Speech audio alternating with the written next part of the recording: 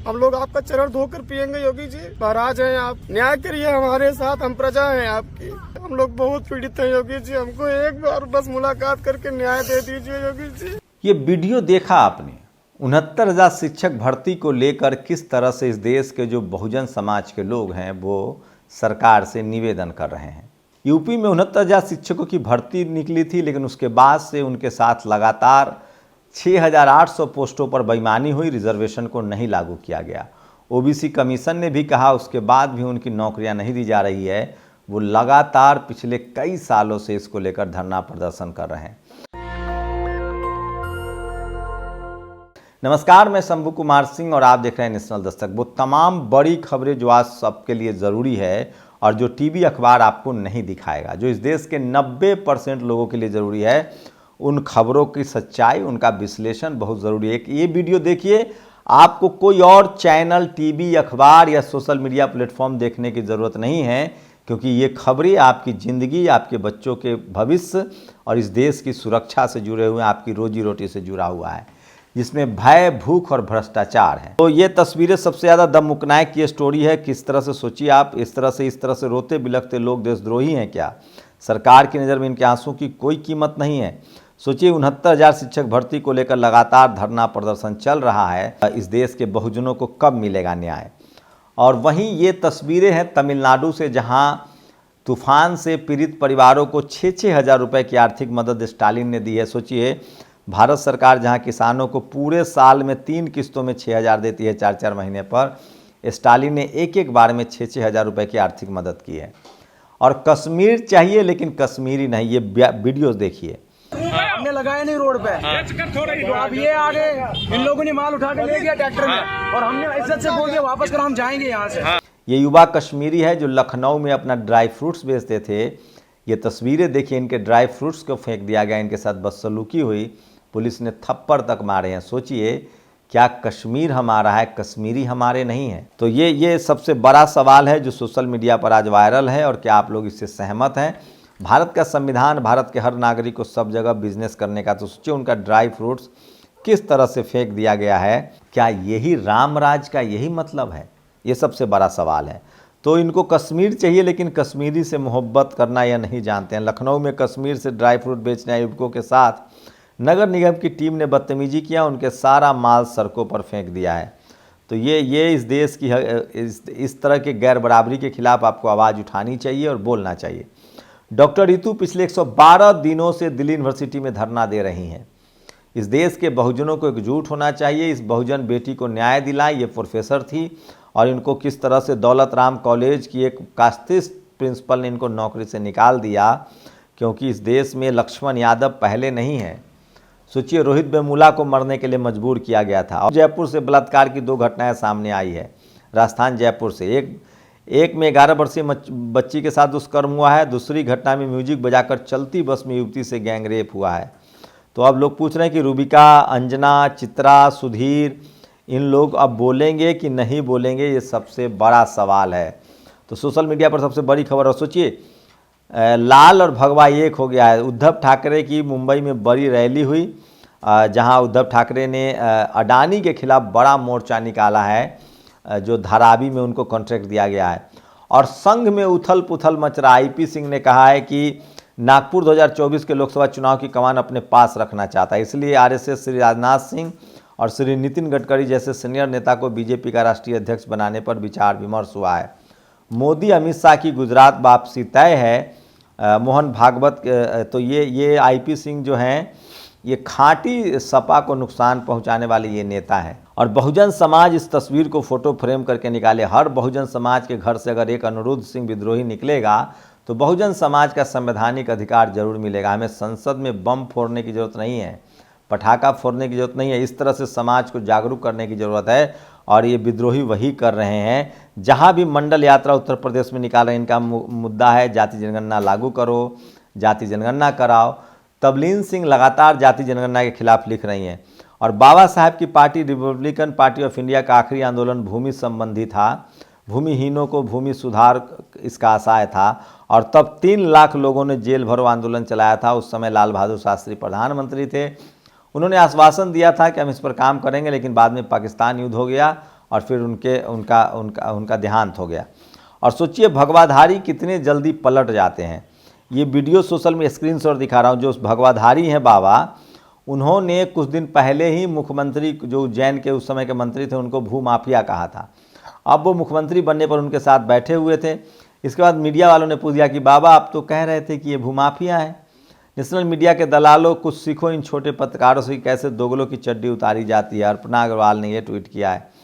तो सोचिए बाबा लोग को भी पता चल गया है कि असली शक्ति सत्ता में है। और ये तस्वीरें सोशल मीडिया पर वायरल है। हनुमान बनकर किस तरह से क्रेन से ये मध्य प्रदेश के मुख्यमंत्री को स्वागत करने के लिए हनुमान की वेशभूषा में एक शख्स आया, जिसको लोग धर्म से जोड़ रहे हैं। और लोग कह रहे हैं कि क्या इस तरह से हनुमान जी मंत्री की स्वागत कर रहे हैं, क्या ये इससे भावनाएं आहत नहीं हो रही है। तो ये धर्म के राजनीति जिनको करना है उनको करने दीजिए। और सोचिए धीरू भाई अंबानी इंटरनेशनल पब्लिक स्कूल, जहां शाहरुख खान, ऐश्वर्या राय, करीना कपूर के बच्चे पढ़ते हैं, उनका न तो CBSE बोर्ड है न ICSE बोर्ड है। ये लोग ब्रिटेन शिक्षा बोर्ड IGCSE और स्विट्जरलैंड के शिक्षा बोर्ड IB की पढ़ाई से करते हैं। सोचिए एलिट क्लास के बच्चे अंग्रेजी पढ़ रहे हैं, वो भी इंग्लैंड बोर्ड से और स्विट्जरलैंड के बोर्ड से, और आपको कहा जा रहा है कि आप अपने बच्चों को हिंदी पढ़ाइए।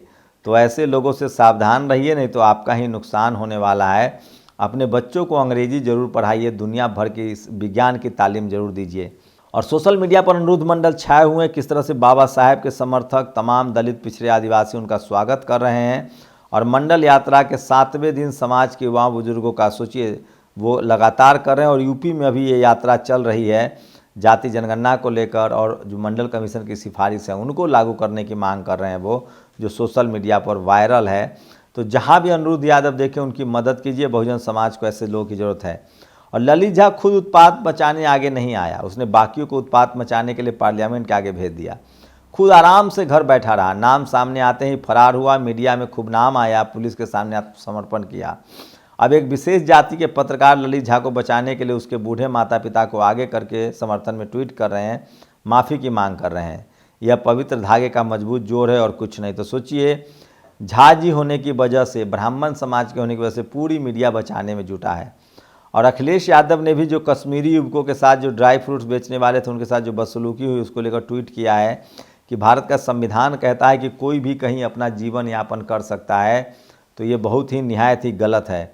तो सोशल मीडिया पर ये तमाम बड़ी खबरें हैं जो वायरल हैं, और ये वो खबरें हैं जो आपके लिए बहुत ज़रूरी है, इनका विश्लेषण बहुत ज़रूरी है।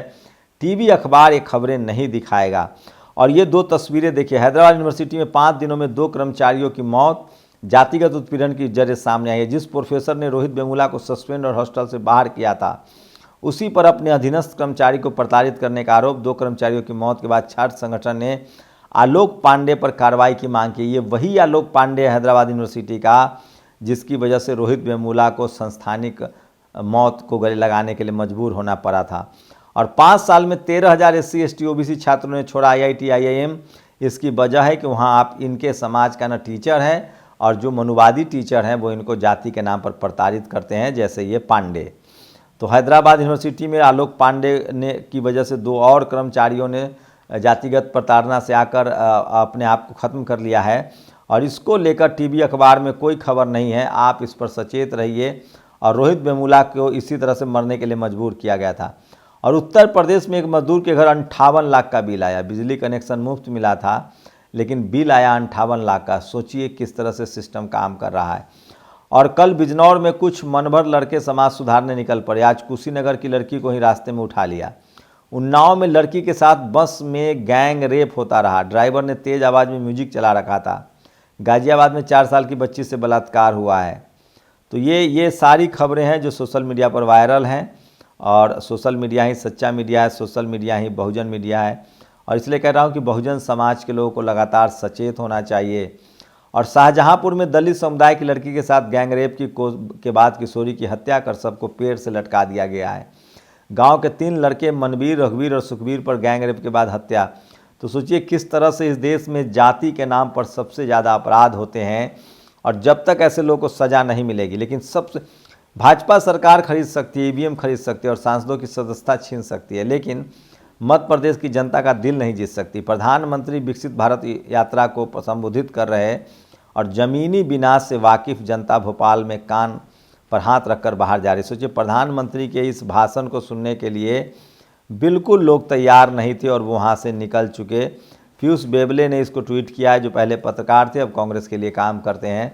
ये भी सोशल मीडिया पर सबसे ज़्यादा वायरल है। तो ये वीडियो जो है पीयूष बेबले का वो बहुत ज़्यादा वायरल है कि प्रधानमंत्री का भाषण सुनने के लिए वहाँ लोग बिल्कुल नहीं रुके। ये सबसे बड़ी खबरों में से है जो सोशल मीडिया पर सबसे ज़्यादा है। और बिहार सरकार छुट्टी कैलेंडर 2024 में बड़ा बदलाव। गरीबों के शोषित के मसीहा जननायक कर्पूरी ठाकुर जी की जयंती पर अवकाश का ऐलान होगा। तो जननायक कर्पूरी ठाकुर जी की जयंती पर अब छुट्टी मिलेगी। ये भी बड़ी खबर है जो सोशल मीडिया पर वायरल है। और इसलिए कह रहा हूँ, सोशल मीडिया ही सच्चा मीडिया है, सोशल मीडिया ही बहुजन मीडिया है। और वीरों, क्षत्रियो, हीरो देखो अपनी असलियत। सोचिए, ये गाड़ी में बैठा एक शख्स किस तरह से एक पुलिसकर्मी को कह रहा है कि अहीर हो क्या। उसको लेकर लोग लगातार लिख रहे हैं कि वो तो अहीर था, नौकरी था, वर्दी में था, इसलिए उसने कानून को हाथ में नहीं लिया। और तो आज सबसे ज़्यादा किस तरह से हैदराबाद यूनिवर्सिटी में जिस पांडे पर रोहित वेमुला को मजबूर करने का आरोप लगा था, और वही फिर से 2 और जातिगत उत्पीड़न का मामला सामने आया है। तो ये सबसे। और सोचिए, हज वेरिफिकेशन कराने पहुंची महिला को गोली मारने वाले शर्मा इंस्पेक्टर की गिरफ्तारी अब हो गई है। 20,000 का उस पर इनाम था, वो भाग गया था। और उत्तर प्रदेश के जौनपुर में पुलिस ने 5 मुस्लिम परिवारों के घर में लूटपाट की। घर को रखे फ्रिज, वॉशिंग मशीन, कूलर, घर के कीमती अलमारी सामान रखे सब लूट ले गई। घर के बाहर खड़ी गाड़ियों को तोड़ दिया। 30 लाख के गहने लूट लिए। 25 लाख से अधिक का सामान क्षतिग्रस्त किया है। ये मोहम्मद तनवीर ने ट्वीट किया है जो सोशल मीडिया पर सबसे ज़्यादा वायरल है और अखबारों में भी छपा है। तो मुस्लिम समाज को क्या धर्म की वजह से प्रताड़ित किया जा रहा है, ये भी सबसे बड़ा और वायरल खबर है। और निर्भया कांड की पुनरावृत्ति। सोचिए, कानपुर से जयपुर जा रही निजी बस में दलित महिला से सामूहिक दुष्कर्म। गोविंद 9 और 10 दिसंबर के दरमियानी रात की हुई है। पीड़ित कानपुर से जयपुर जा रही थी। तो ये तमाम खबरें हैं जो आपसे छुपा लिया जा रहा है। और सोचिए किस तरह से चलती बस में ये घटना हुई है, लेकिन कोई टीवी अखबार आपको नहीं दिखाएगा। और ये सोशल मीडिया पर सबसे ज़्यादा वायरल खबर है।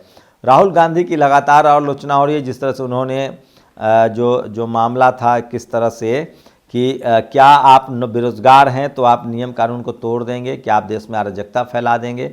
ये सबसे बड़ा सवाल है जो सोशल मीडिया पर आज वायरल है। और ईवीएम को लेकर लगातार लोगों का गुस्सा बढ़ता जा रहा है। अब तो बांग्लादेश ने भी ईवीएम बंद कर दिया है। तो ईवीएम 2024 का सबसे बड़ा राजनीतिक मुद्दा हो सकता है। और विपक्षी गठबंधन ये वादा कर सकते हैं कि अगर चुनाव जीत गए तो ईवीएम बैन कर देंगे। इजराइल आर्मी के 2 और सैनिकों की हत्या हुई है। ये भी सोशल मीडिया पर सबसे ज़्यादा वायरल है। हूथी लगातार लाल सागर में उनके जहाज़ों को मार रहा है। ये भी सबसे बड़ी खबर है। और इजराइल अब घुटनों पर आ गया और वो चाहता है कि किसी भी कीमत पर सीज फायर हो जाए और उसके जो बंधक बनाए गए लोग हैं उसको छोड़ना पड़े, क्योंकि लगातार इजराइल के खिलाफ, बेंजामिन नेतन्याहू के खिलाफ इजराइल सड़कों पर है। राजधानी तेल अवीव में खुद बेंजामिन नेतन्याहू के खिलाफ बड़ा प्रदर्शन हो रहा है। तो ये आज की तमाम बड़ी खबरें थी जो सोशल मीडिया पर वायरल है। मेरा आज का सवाल है कि क्या ईवीएम पर आपको भरोसा है, और नहीं है तो क्या ईवीएम खत्म होना चाहिए। अखिलेश यादव ने ईवीएम को सबसे बड़ा मुद्दा बनाया है, जो ये सबसे बड़ी खबर है जो सोशल मीडिया पर वायरल है। शुक्रिया। नेशनल दस्तक की आपसे गुजारिश है कि अगर इसको बचाना चाहते हैं तो नेशनल दस्तक को सब्सक्राइब करने के लिए रेड कलर के सब्सक्राइब बटन को दबाएं, फिर बेल आइकन की घंटी दबाएं। नेशनल दस्तक को बचाने के लिए बहुत जरूरी है कि हर खबर को शेयर करें, लाइक करें, कमेंट जरूर करें।